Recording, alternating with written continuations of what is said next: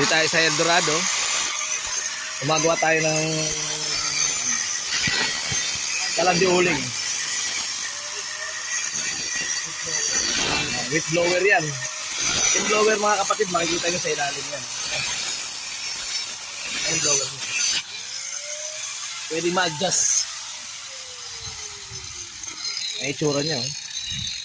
Oh. Tibay niya kasi semento na ano niya. Pati gumagawa. Eh syempre, kasama yan. Dito lang po yan, makikita sa Eldorado. Kung magpapagawa po kayo, contact nyo lang. Madali hanapin niya.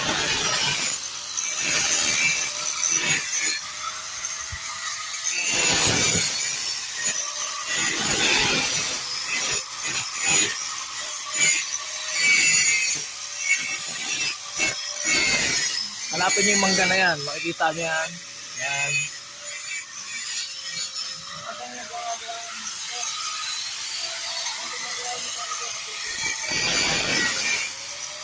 Kung saan yung mekaniko ng Eldorado na si Romel Works in the house, doon din yung gumagawa ng kalan na to.